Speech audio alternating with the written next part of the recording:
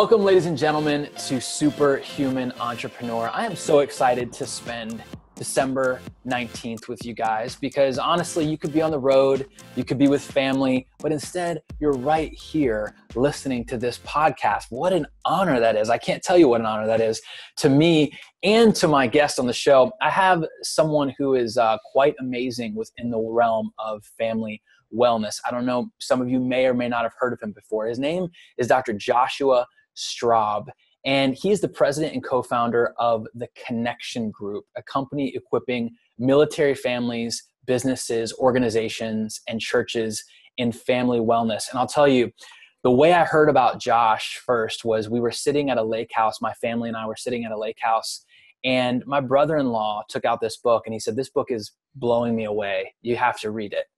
And I started flipping through the pages and reading some of the stuff. And just from flipping through, it did blow me away. It blew me away so much that I contacted Josh maybe a month later, and we started having this dialogue. And now he has come on with us. He's been so gracious to take time out of his holidays to come on with us.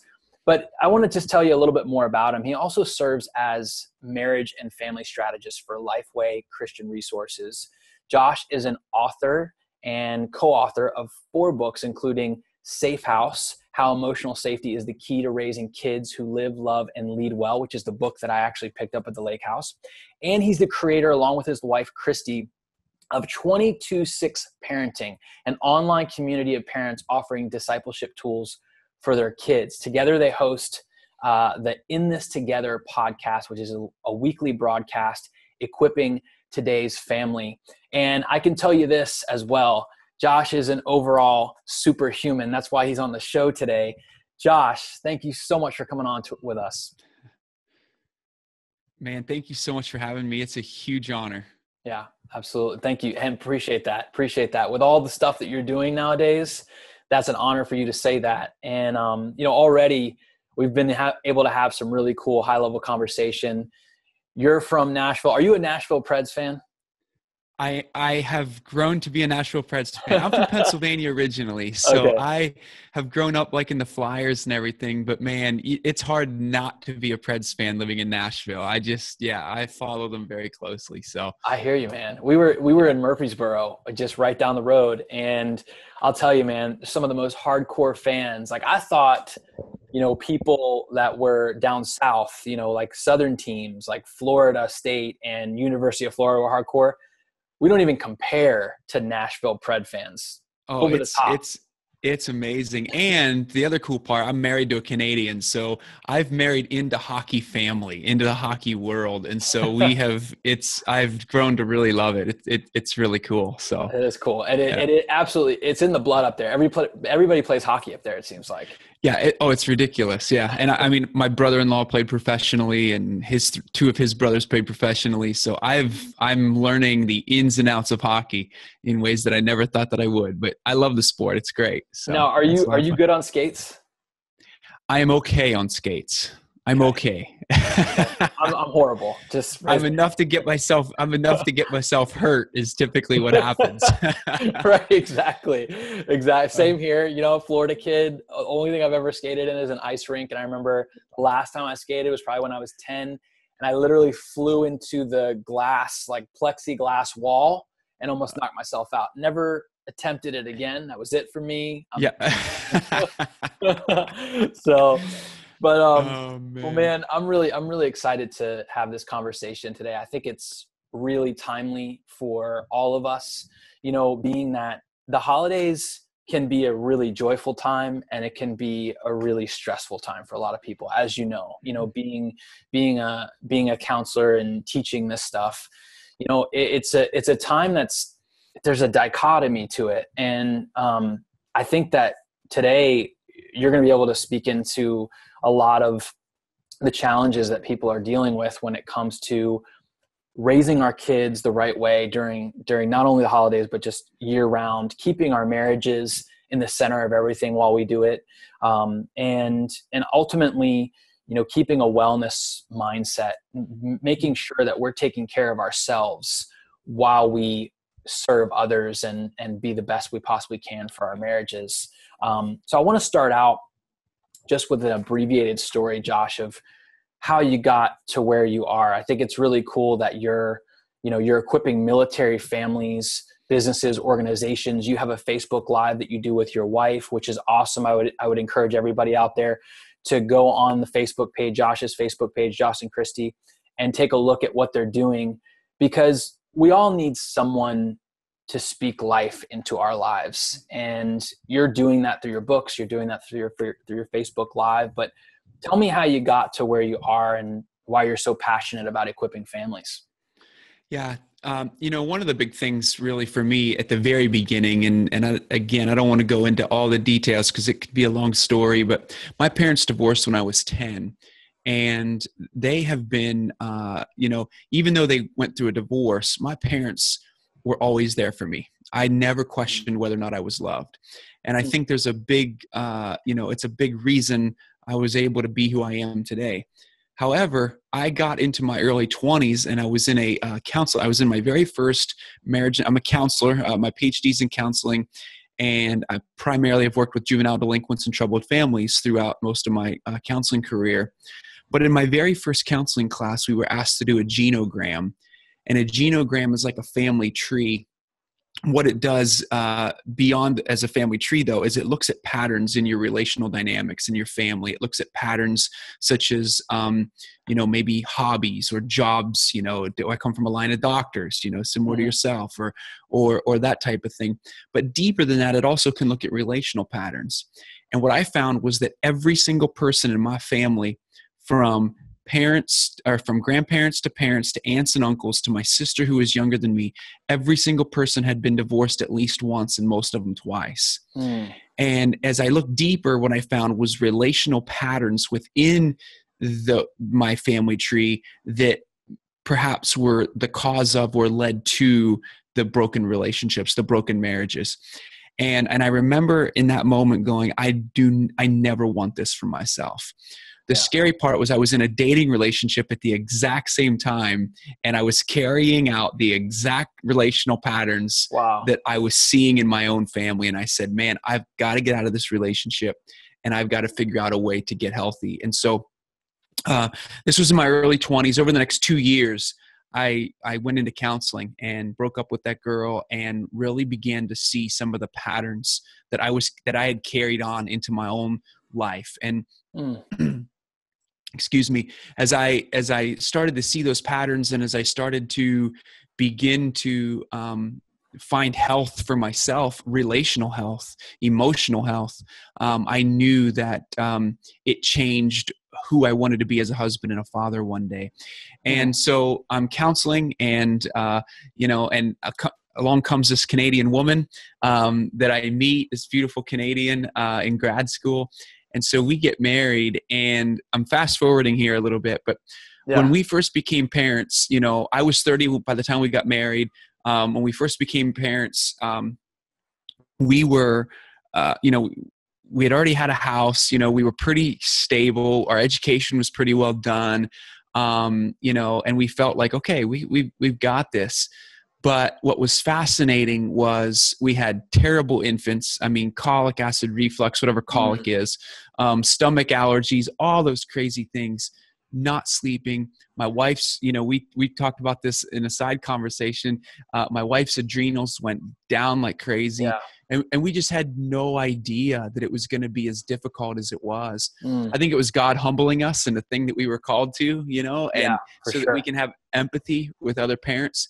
And so in addition to that, you have all of these quote unquote experts or people out there forcing you to make decisions with your kid. You can't even leave the hospital before you have to make a decision whether or not you're going to immunize.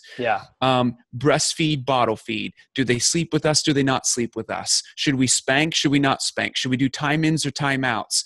BPA-free products, organic diets, gluten-free diets. I mean, there's so many decisions we have to make as parents, and it's so overwhelming.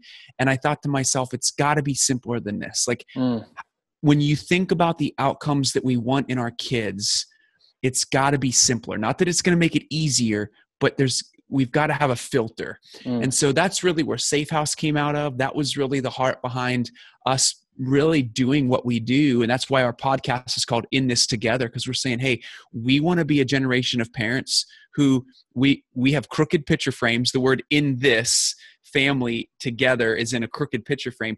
And the idea is saying, hey, we all have crooked picture frames. We all come from brokenness. We're not perfect. But man, let's do a good job of trying to raise a great generation of kids together. And that's really our heart. And that's really where the story kind of comes from. So amen and amen, man. That's awesome. Well said. You know, so kudos to that. Like I relate to all of that. And if my wife was here, she would be jumping up and down in the background as well, because we have a lot of stuff thrown at us, especially being a young parent. I know we have a lot of young parents listening out there, you know, that are going through the same stuff and thinking, okay, so like, where do I even begin? Where do I start to get guidance about, you know, everything you just mentioned, you have to put attention toward. Your marriage, you have to put attention toward. Your kids, you have to put attention toward. Your job, all these things. And so how do you stay balanced through all of this? I mean, is balance even the right word? Because there's always things that are gonna come out of the woodwork. But I think that we use the word rhythms. I like that. Balance requires that everybody at one time is still. And we know with families that's never going to happen. And so we talk about creating healthy rhythms in our family. It's kind of how we describe it. How can we create healthy rhythms? I like that. So talk about a couple rhythms that you have that are crucial to the other ones. Maybe some pillar rhythms, if I could give it a name or something. But yeah, and I think really it goes back to what you just mentioned, your marriage. We believe, and we have seen it in our own lives, that so goes the marriage, so goes the family. And so meaning if I'm not, you know, if you're watching or you're listening, like, you know, right now how close you are to your spouse. You know, if you're emotionally connected to your spouse right now, and that ebbs and flows. There's times where we feel closer than we do with our spouse than when we don't. And so I think it's really important that we think through and pay attention to the rhythm. Like, when are we feeling maybe not so close to our kids, or we feel that our kids are a little bit out of sorts? And you know what, that might raise a red flag or a yellow flag to say, you know what, I need to put aside what I need to do tonight, and I need to spend one-on-one time with that child. You know, or I need to, you know, my wife and I need a date night. And so therefore, one of the things I need to do is I need to make sure that we find babysitters, and we're going to go ahead and we're going to get that date night tonight. You know, so it's those types of rhythms. And then spiritually as well, you know, or do I feel connected to God? Do I not feel, you know, I think those rhythms for all of us, how close do we feel?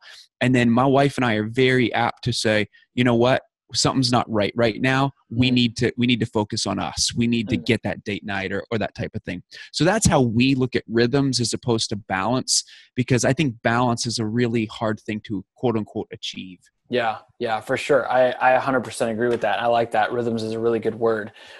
How do you guys step out of the everyday, the wheel that you can kind of get into, and reassess like how things are going? Like, do you guys have do you guys set it up like a weekly thing? Do you have a thing where you sit down at the table with a piece of paper in front of you? Is it formal? Is it just like, hey, after the kids go to bed, we lay on the couch and just process for 10 minutes? What's your thing that you do? Yeah, that goes into, I would say there's two different things that we do. Number one is we have the proactive and the reactive. The reactive is when things aren't going well and you don't feel close, and you start to call that out. So in other words, it might be when you start to get short with one another, right? Or you make a comment, you know, that's kind of condescending towards the other, or that type of thing. And we're quick to call it out and say, whoa, you know, what was that? Or where's that coming from? And we're able to take a step back and assess, well, you know what, I'm sorry. I just had a rough day with the kids or I had a rough day at work, or whatever it looks like. And we're able to go, okay, we need to take a step back here. We just need to look at what's going on, because we're a team. We call ourselves Team Straub. So, nice. You know, this is a team. And so when we start, we're not each other's opponents. And so when we start to see that there's, you know, competition between the two, and that we're fighting more against one another rather than for one another, then we kind of call that's a reactive kind of, whoa, wait a second. And so we're just trying to be aware, being mindful of those moments. And then the other one is proactive. So my wife and I shoot for a date night at least once a week. And usually that means we get about 3 times a month. We'll usually miss here and there. But if we're at least intentional with trying to get once a week, that date night resets us every single week. And that's kind of how are things? How are we? How are you? What's, and when you do that on a regular basis, what ends up happening is it really sets the tone for being able to have fun together. Because when things are continually going well, then all of a sudden you can go, okay, now we can have fun. We can just let loose and we can enjoy each other. And so I think that's been one thing. But again, I don't want to make this sound like, oh my gosh, we do this right and we've always done this right. Man, there were some hard years. Our kids currently are 3 and 5. And man, there were some really, really hard years that we've had to just, go through the trenches. We were surviving, not thriving. And I think it's okay to go, you know what, we're in a season right now where we're not going to hit 3 times a week, but we're going to do the best we can. Or maybe our finances can't afford that. So find other couples in your community that you can, date night flop with, switch babysitting with and share babysitting nights. You go out one night while you watch other kids and that type of thing. There's ways to do that if we're really, truly intentional, it really helps create those healthy rhythms. So yeah, for sure, man. There's been times where, I've asked myself often, I think guys maybe ask this question more often than women, but I know women ask it too, but do I have what it takes? Right. I mean, it's like you're constantly, especially as guys, because we're so, we like the competition, we like the challenge in front of us, but oftentimes you're like, do I have what it takes? And I think in parenting, it honestly is the gauntlet, I believe, of like that whole mentality of do I have what it takes? Because it really does push you to the edge in some things that you really never thought you'd be pushed to the edge on.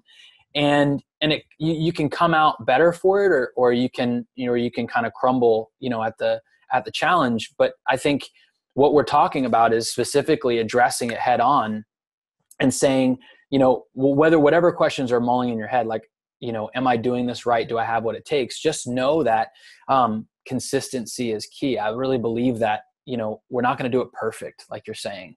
And I remember talking with a mentor one time and asking him, and I really looked up to him. He had raised 4 kids. He'd been married 40 plus years. I said, what's your secret to raising kids? And he said, there is no secret. You just every day in and day out, just keep doing it. Put your best foot forward, love your kids like as much as you can. And I think there's that element. And then there's the element of, okay, placing yourself around people who are doing it right, and right, I should say, but just, who have that intention that you're saying, that I want to love my kids. I want to put my marriage first. I want to raise my kids in a godly home, and I'm going to seek after those things that are going to make me a better parent. So, going into this next question, Josh, in the email that we had back and forth to each other, we talked about emotional safety being critical as it relates to brain development and future success for your kids. Talk to us about what that means.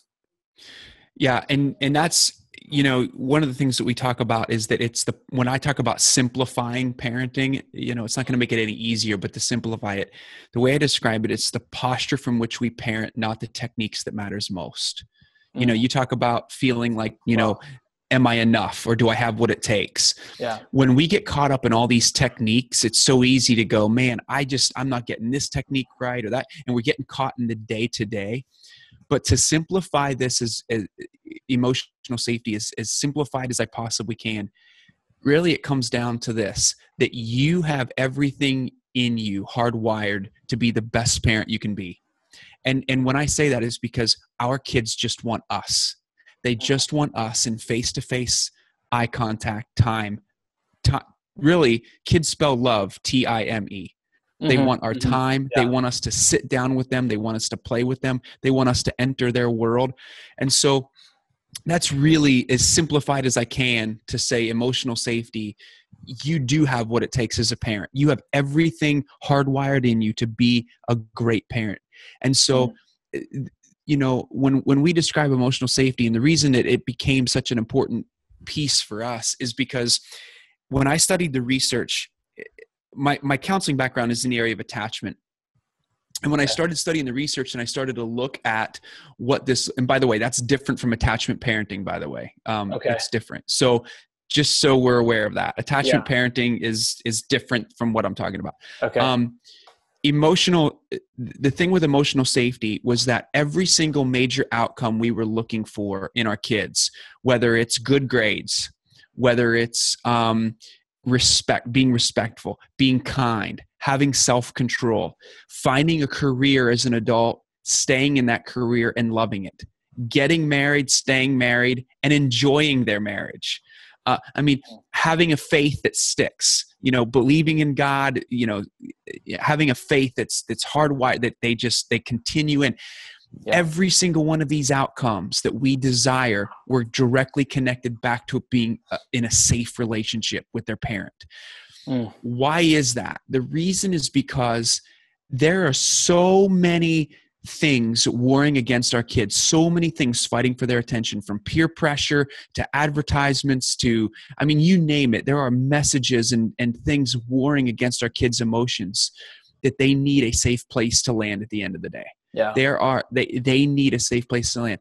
And if that safety, if they're feeling shamed in the home, if they're feeling ridiculed in the home, if they're feeling like I'm not good enough in the home, if they're getting those same messages, they're going to go outside the home to find safety. This is why, this is why gangs are thrive. This is why, because kids want to find a place where they feel included, where they feel safe. Yeah. And so, at a very simplistic level, a safe environment, what it does is it calms the anxiety in the brain. So the brain grows from the bottom to the top. The bottom part of the brain, where the brain meets the brainstem, that's the amygdala. It's the fight or flight or freeze response. So when our kids are anxious, when they're overwhelmed, when they're throwing temper tantrums, or as teenagers, when they're talking back at us and they say, "Dad, I hate you," right? This is the fight or flight or freeze response. What's happening in that moment is our kids are not thinking straight. Our kids are not, because the higher functioning parts of the brain behind the eyes are known as the higher cognitive functionings. That's emotion regulation, cognitive flexibility, behavioral control, social skills, self-control. Okay. When our kids are anxious, overwhelmed, when something's going on in their life, if they can't come to us to have their brains calm down, they're going to go somewhere else to try to have that brain come down. And if they can't, they'll constantly live in this state of fight or flight. And you're never going to know what you're going to get with them. Kids who can successfully have their brains calm down when they're overwhelmed and anxious, what it does is it triggers those higher functioning parts of the brain: self-control, behavioral control, social skills, emotion regulation, cognitive flexibility. Well, what are all those cognitive skills linked to? Every outcome we're looking for in our kids. Healthy relationship development, good grades, you name it. And here's the other thing that I get a lot of men. This is why I speak to Joint Special Operations Command and military on this, is it also is linked to the ability to come through under pressure. I get a lot of men going, how does this resonate with men? We're just told to suck it up, and emotions don't matter. Well, the reality is, on the battlefield, yes, that's important and that's true. You need to be trained to allow your emotions to be shut down. But what about when you come home? The emotions are the very thing that cause you to thrive in your relationship with your wife and kids. So there's got to be a way to re-engage that and have that be important. And so that stress, and that it's really linked to that, because everybody looks normal when things are going well. It's not until we hit stress or duress that you see a person's true relationship style come out. Yeah. And so our ability to be present with our kids in those key moments, that's really linked to those outcomes that we're looking for in our kids. So, so that's an explanation of emotional safety. How, let me give you a quick illustration. I want to give you an illustration that I think will help kind of clear this up a little bit too. I was working with a dad of a 14-year-old, and she came home from school and wanted to go to a Friday night football game, and her dad said no. And what she did was she ran to a room and slammed the door shut, and she told her dad, she said, "Dad, I hate you." So the posture, when I talk about the posture of emotional safety, how many of us as parents, and I'm raising my hand here because this is probably like I me. never do it, Josh. Yeah, we're perfect right here. This would be, yeah, right. This would be like how many parents would go, don't you ever speak to me that way again. You go to your room, I'm taking your phone for a month, and no, you're not going to that Friday night football game. It's punishing the negative emotion. The other posture is to minimize it or to dismiss it and be like, don't be mad at me, or who cares? It's just a Friday night football game. The way I describe a posture of emotional safety is the ability, and when I'm speaking on this, I get down on a knee on stage and I get on the eye level of that teenager or that 14-year-old and our children and say, honey, what is it about that Friday night football game that matters to you so much? And what that dad found out about his daughter is that she had been rejected by a group of friends that she was previously hanging out with. And she would see them posting pictures on Snapchat and Instagram of them hanging out without her. And this was the first night that they invited her to be a part of something during that school year. And her dad said no. And so a lot of times what happens is when our kids are stressed and overwhelmed or they're throwing temper tantrums, there's something deeper going on. Yeah. And as a parent, our ability to get inside their world literally has a calming effect on their brain so that they can start thinking straight and problem solving for how to handle that situation. Now, does that mean that we don't give her consequences for being disrespectful? No, that's not what that means at all. But what it does mean, and the way I describe this, is that we lead in grace and we follow up in truth.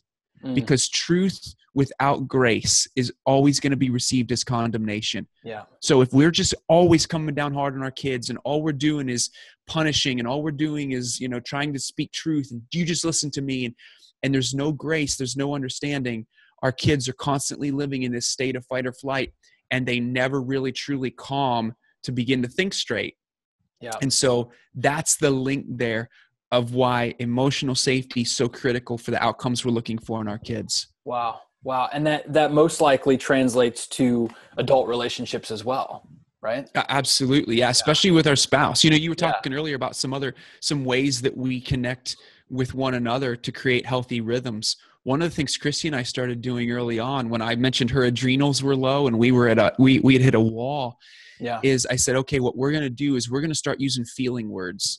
So it's easy for us all as young parents to put our kids down at bed at night and then turn on Netflix or turn on something to just kind of numb out the day. And, what we really encourage people to do is instead of turning on Netflix is to say, sit down with your spouse and begin just taking 10 minutes and processing each other's day, get to the heart of what really happened in each other's day and use feeling words. I was angry when this happened, or I was excited when this happened. And because what ends up happening is we don't use enough feeling words with one another, and we'll process the business of the day. We'll process, were the kids doing this and were the kids doing that, but we never get into the emotional level of our own hearts and minds within our marriage. And if we can get into a rhythm of doing that each day, what happens is you begin to create a rhythm where you're getting into the heart and mind of your spouse each day. And it's not just that you have to be intentional about it. Now, all of a sudden, you've created a rhythm where you're just doing that. My wife last night was wrapping Christmas gifts for our kids. And I said to her, I just walked by and I realized I hadn't really asked her about her. And as I walked by, I put my arm around her and I stopped for a second and I just looked at her and I said, how are you? Like, what's going on in your heart right now? And, that becomes natural when you do it more and more often. So yeah. Wow. And have you ever had good experiences with journals? Like we've used a journal called the 5-Minute Journal. I don't know if you've heard of that, but sometimes it just helps put a skeleton, a framework around what you're talking about. Because I think as guys, sometimes it's hard for, especially in the communication realm. Sometimes whatever, you've had a hard day, you're like done talking, you're like, the last thing I want to do is like facilitate conversation. But then, it helps to have a sheet that just kind of guides you through the, cause we tend to be cavemen at times, or we're just like, all right, just tell me what to do. Like I go through the motions type thing, but we use a journal and it really helps because it's a gratefulness journal. but it asks questions like that. Like what were you most excited about during your day? What brought you the most happiness, things like that. Have you used any of That's that stuff? amazing. No, we haven't. Yeah. No, I'd love to know Okay. more about it. That's Yeah, it's fantastic. really cool. Yeah. Yeah. So in those situations, Josh, where emotions can be high and you're, like you said with that dad, he stopped, if he would have stopped and addressed, why his daughter wanted to go, it would have solved a lot of the issues that came with, the whole situation. What do you recommend? Because I mean, when emotions are high, it's like, it's hard to stop in the moment and just think for a minute and say, okay, like I'm going to stop and ask a question. And sometimes a question is so hard to ask because, the emotion's high and you're thinking, okay, that means that I have to, calm down. And I don't, then the stuff that goes through our head at times is, like, I don't want to calm down. Like they need to hear this or whatever it is. How do you recommend somebody kind of step out of the situation and know when to ask a question like that? Like, is there, and that's a fantastic question. And again, I'm going to go back to what I mentioned earlier. There's proactive and there's reactive. Mm-hmm. And especially with our kids, because reactive in the moment, as I mentioned to you before, it's very easy to it's easy to be in the moment and say things we regret. It's easy to be in the moment and yell. It's easy to be in the moment. And why? Because we're imperfect. It's going to happen. It is going to happen. There's not a person on here, me included, you included, that isn't going to say something we regret or, be short with our spouse or something. And so there's two different ways that you can do this. Number one is being proactive. So what I'm going to go with my wife for a second. One of the ways that we're proactive is we have an enup in our marriage, an electronic nuptial agreement. So what that means is that we have guidelines for when we're allowed to use our phones and when we're not allowed to use our phones, so that the phone itself doesn't become a point of contention in our marriage, right? So there's a proactive way of saying, okay, here's something that's not going to, and we have a guideline, we have it written on paper, here's what we can resort back to so that it doesn't become a point of contention. Mm-hmm. Same thing can be true with our kids. You sit down with your kids, especially the older they are, the easier this becomes. You sit down with your kids and say, okay, curfew is 9:00 on a school night. Well, and it's 10:00 on the weekends or whatever that looks like. Well, if I want to stay out later or I don't come home at a particular time, here's my consequence, right? Here's what's taken away from me. And we're inviting our kids into those situations so that there's proactive and it's written on paper. It's, we help parents do this with media agreements with their teenagers. Like, when can they be on their phones? When can they not? Here's the rules as it relates to that. Same thing can be said for any type of rule within the home. The reactive is what's the most difficult, because you can teach this all day long, but the same thing is true. A lot of times, this is fascinating. I want to say this to you real quickly. There's a research study that shows it was a meta-analysis of all of the parenting strategies to get the outcomes we're looking for in our kids. And it narrowed down the top 10 strategies across all these studies to get the outcomes we're looking for in our kids.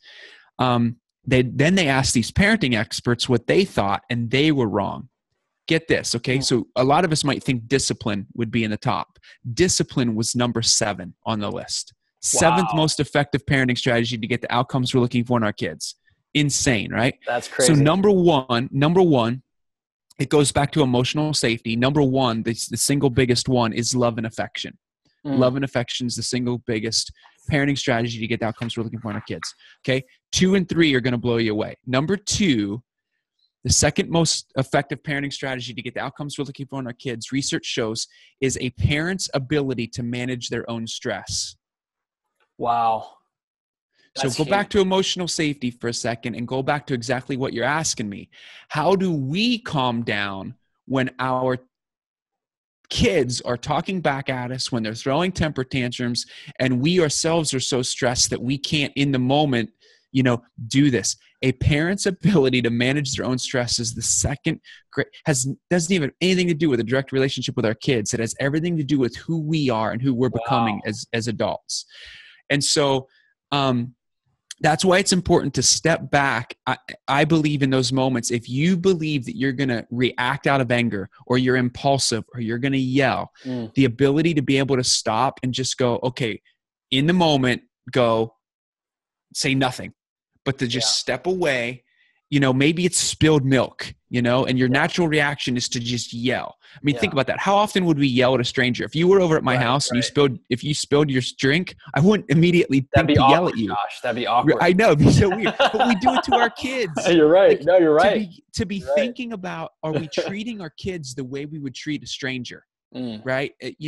Because a lot of times when our kids mess up or they're acting out, it's hormonal, or it's an accident. It's usually childish behavior. Yeah. It's not that they were intentionally trying to do something wrong. Right.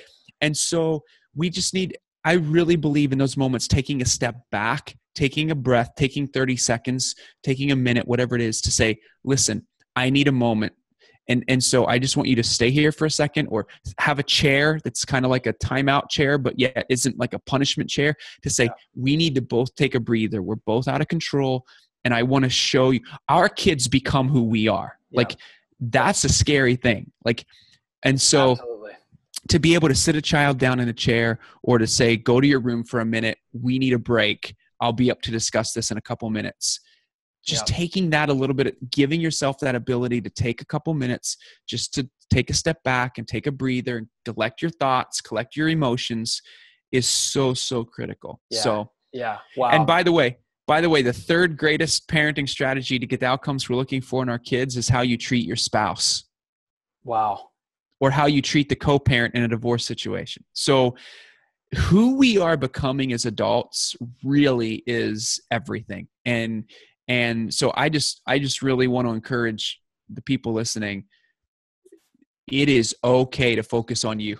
Your health matters dramatically as it relates to who your kids become. Wow. Heard from the horse's mouth. That's amazing, man. Those are all words to live by for all of us, and I want to add this too, because when I think of ability to maintain stress, oftentimes I think of someone blowing up, or myself blowing up. But I'll say this too, is one time my wife, there was a frustrating moment. I don't know if it happens for you guys, but bedtime is like that time where you want to kill and you want to nurture all in the same breath. It's amazing. Yes. Two emotions reside in that one little moment. But it was bedtime, like it naturally is. And, all that space all the way up until bed, you want to kill. And then once they're in bed, you're like, this is the most sweet moment of our entire life. It's just a crazy thing that happens. But I was about to explode, but the way that I react is I don't yell. I actually go inward. So I become like this kind of like cold-hearted, like silent person. And I told my wife, I'm like, babe, I'm controlled. I'm controlled right now. Like, look at me, like I'm controlled. And she's like, no, you're not. She's like, you're not controlled. Like, you think you're controlled because you're not busting out. But the kids can see all over your face that you're not happy. You're obviously stressed about the situation, and it can be worse because now you're walking around like a ticking time bomb. So I want to throw that out there to anyone listening, because stress comes in all different forms. And a lot of times we think, I'm this controlled person. Like, I don't have stress because I'm not showing it per se, but it's internal. So your cortisol is going through the roof, and now you're holding it all in. So maybe it's going to come out later, and you never know when it's going to come out. That's the problem. That's why, like Josh is talking about, getting it out in some way, shape, or form, sitting down for a moment and saying, hey, look, like, we got to let things cool off here so we can further express ourselves, so this stuff doesn't come out in other forms, Well, and that's to your point exactly. The way I handle stress is I go to work. I work harder. Yeah. So yes, I'm not lashing out. I'm not doing the things that you are either. But what I am doing is I'm going to work. So, but what that does over time is it prevents me from being truly present with my kids, because my mind's not shutting down and I'm at work in my brain. Yeah. And so then you're not truly present with your kids. You're not truly present with your wife. And over time, that begins to that subtle fade away from each other's hearts. Yeah. That's where the rhythm is so important, and how stress plays a role in that. You're dead on, man. Yeah.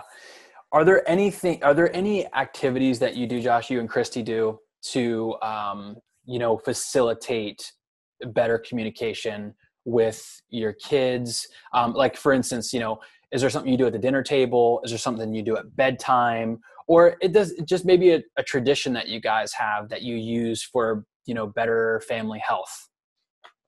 Yeah, no, thanks. And one of the things that we did was we created, as you mentioned in the beginning, it's called 22/6 parenting. And so basically what it is it's what we needed, because, one of the things that's important to us is our faith and faith transmission. By the way, research shows that faith transmission, no matter your faith background, from one generation to another, the key factor to faith transition is warmth in the home.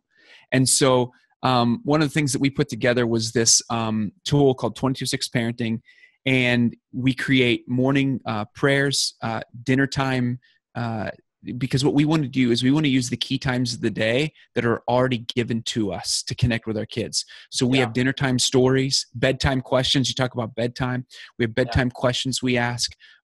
We have morning time prayers that we pray with our kids, and then drive time games. We do when you walk along the way, or when you're driving, and so we really encourage, we have 0 screens at dinner time. There's no screens allowed in our home at dinner, at any meal time, actually. Because it's a time for our family to connect. And one of the things Christy and I will do is we have these story prompts where we'll just tell our kids stories about our history, about our lives, about, any fun thing that we can think of. They'll tell us stories about their day. We do questions at bedtime, anything from obviously what's your favorite part of your day to, if you could ask God anything, what would it be? What are you most thankful for today? The gratitude stuff that you were talking about. If you could be a cartoon character, who would you be? Like any cool, off the wall question to really begin to get them talking at bedtime. Those are some things that we really do to just really continue the conversation with our kids. The other thing I'll mention is this too. Research shows this over and over and over again, that if there's one key thing to do, that your kids are struggling, things aren't really going well in the home, I really want to encourage you to do this. 20 minutes of command-free time a day is gold for a child's brain. And it's gold for connecting your heart with theirs.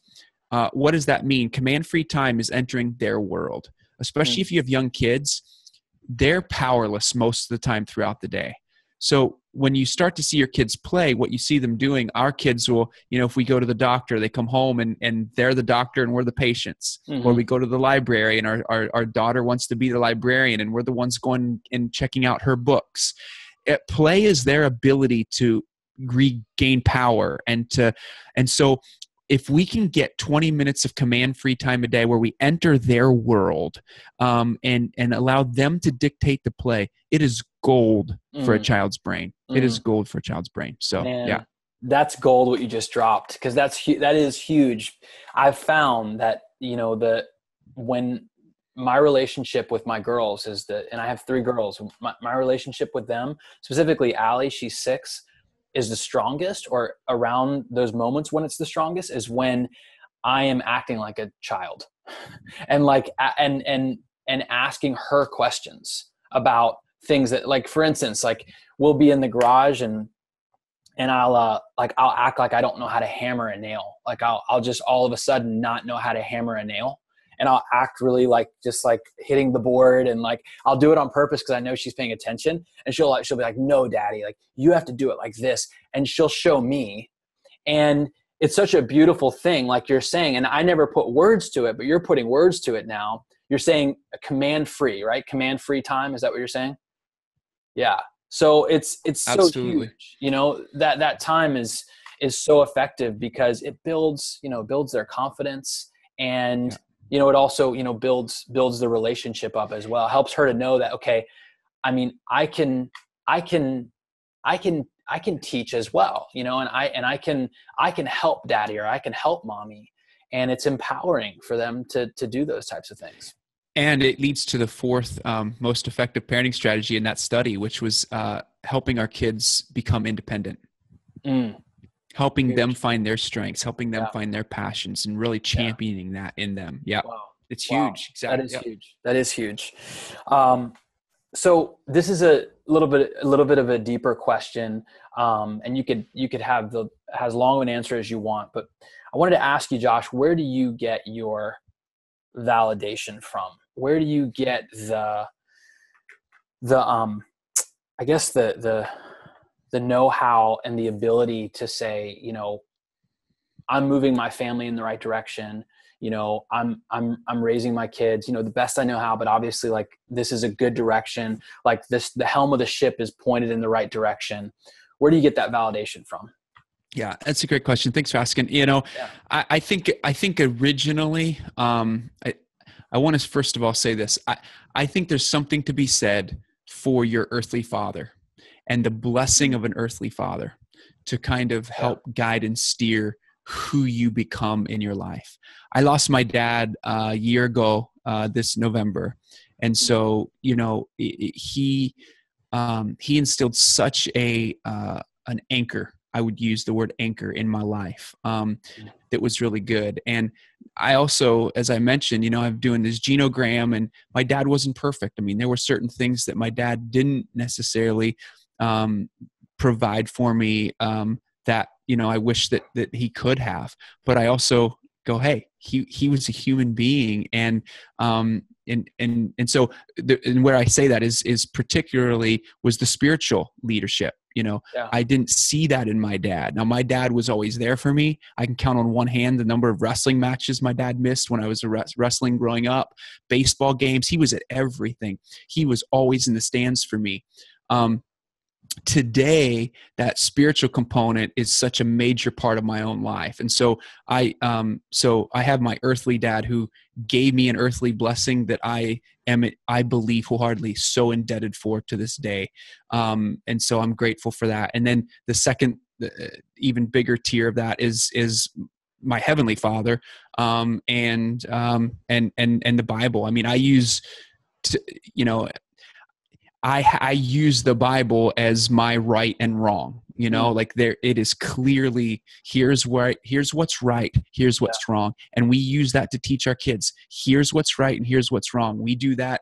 We connect biblical scriptures to discipline. So whenever, you know, we're disciplining our kids, if they're fighting each other and they're not sharing toys, you know, one of the things they've learned is do unto others as I would have them do unto me. Do unto others as I want, or treat others as I want to be treated. Yeah. And so we teach them Philippians 2:3, treat others as better than yourself. If they're being lazy and my son doesn't want to unload the dishwasher, when I ask him, I'll say, buddy, what would the ant do?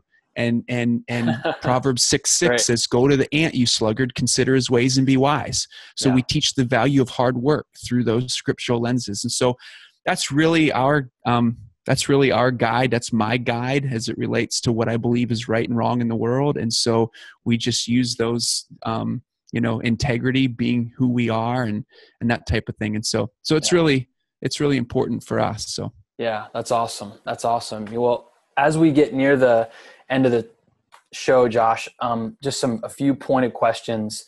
Do you and Christy have a kind of like a time where you go through the goals for 2018? And if so, are there a certain number of, like retreats that you guys like to attend?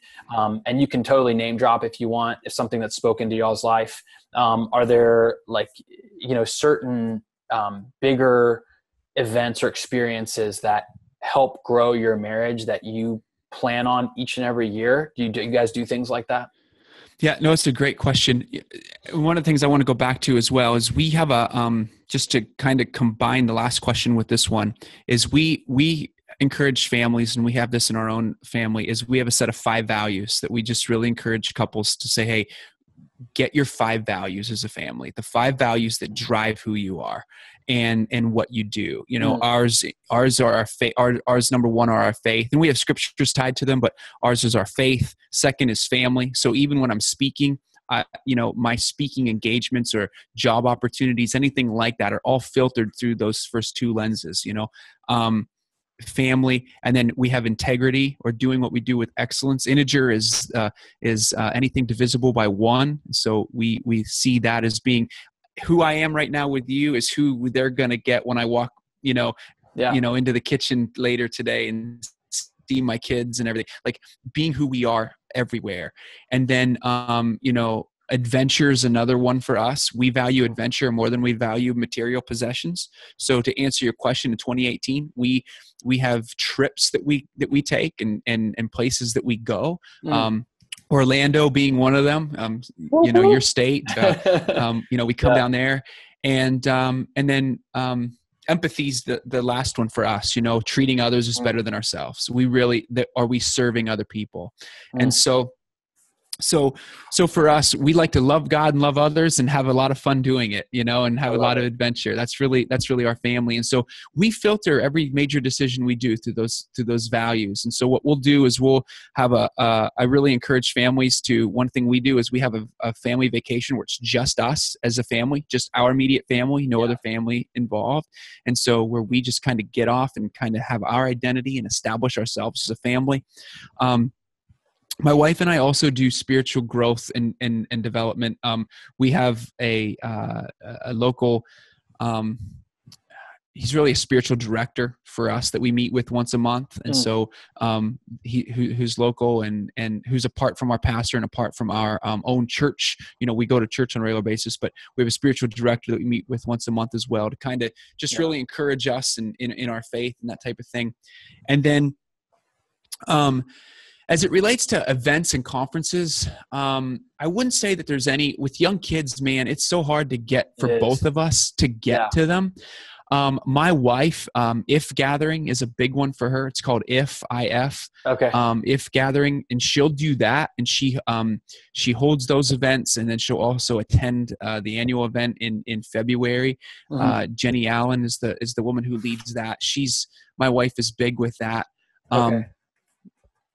That's a big one for her. For me, I wouldn't say that it's as much events as it is more continuing education, and as much as it is maybe taking online courses and things like that. Those are the things that I really do, at least at this season, because I'm already gone so much for speaking and those types of things, that going and doing educational stuff is in this season. Absolutely. I want to live the message that I preach. And so I want to be home as much as I can. So we filter a lot of, again, goes back to those values and family. We filter a lot of our decisions, those 5 values. And so our 2018 will include a lot of adventure, and we do learn a lot. We grow a lot, but a lot of what I do is through Audible. I use Audible. I listen to tons of books on Audible. I'm constantly consuming content on there, and that type of thing. So Well, speaking along those lines, are there any books that you've read that you would like to recommend to the listeners? Yeah, I think one of them right now. Yeah, one of them right now that I'm really that I would really recommend is Dr. Carol Dweck's book called Mindset, and she really talks about between 2 different mindsets: the fixed mindset and the growth mindset. And it's a fascinating, phenomenal book. I would really, you talk about being superhuman. The growth mindset that's a fantastic read. I would really encourage that one for sure right now. Yeah. That's cool. I've heard of that. So do you do Audible for stuff like that? I do personally. I have books that I will listen to, and then if I really am devouring it, and I really am enjoying it, and I need to be writing, because I'm also a writer, man. I take tons of notes. Then I'll go buy that book, or I'll get it somehow. So I do a both, and I do a lot of, because of drive time, things like that. I just want to make the most of my time that I have, and so I'm listening to books, but then I'm also reading them as well. Yeah. So. Very cool. Very cool. Yeah. If you could pick one action step for our listeners to take from our conversation, what would it be? Man, if this is coming out before Christmas, then I just really want to say, use your holiday, use your Christmas, or use the new year. Set those 5 values. That's what I would really encourage. Guide your family. Have 5 values that guide your family, that you filter your decisions through, whether it's a job opportunity, whether it's a potential move, whether it's, are we going to even just go see family for the holidays? Are we going to do this on our own? Like, what does that look like? Have a set of 5 values that really guide who you are as a family. I would say that. And then if I can add just one more, the reason those values are so important is because we don't want to miss the moments. That I know the days are long, the saying, the days are long, but the years are short. It is so true. It is. And man, get in those 20 minutes of command-free time with your kids. Just enter their world and love those kids, man, with everything you got. So powerful, man. Because it's so true, man. Once you start raising kids, I feel like 2017 just disappeared. Like I'm like, is this the fastest year that we've been through so far? Like I was talking to Lauren about that. And it's just, like the kids are in their prime and there's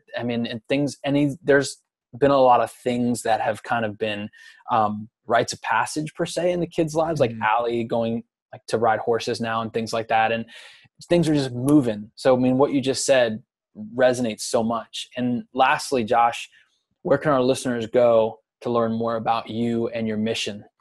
Yeah, you can go to joshuastraub.com, joshuastraub.com, just cool. My full name. Yep. Okay. And that's Straub. That's Straub. That's correct. Yep. Okay, cool. Yep. Awesome. Well, Josh, I can't thank you enough for coming on and dropping some serious knowledge bombs on myself. I have a whole page of notes here that I took. Amazing stuff that you dropped. Anything else that you want to say before we start to dwindle down the show? Oh, man. There's so many things in my brain, but I feel like we've come to a good close. I would just, I would really encourage people to, at the end of life, I hear this exactly what you're saying too, about the time flying, and it's, from people that I hear who are older than me, we surround ourselves, like you said, with people who have already been there and who really mentor us.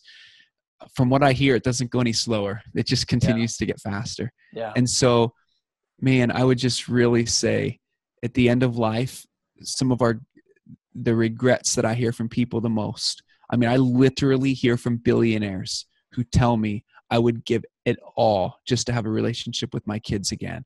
Like, don't ever do whatever you can to not get there at the end of life. Wow. Wow. Be famous at home. Be famous at home. I love it. You need to make a shirt, man. You need to make Be famous at home. Absolutely. We're working on it. We're working on events this year called Famous at Home. Famous at Home events. Yeah. Well, see, there you go. Okay. So I'm going to leave everybody with that because that's just powerful. I think we all need to let that sit in.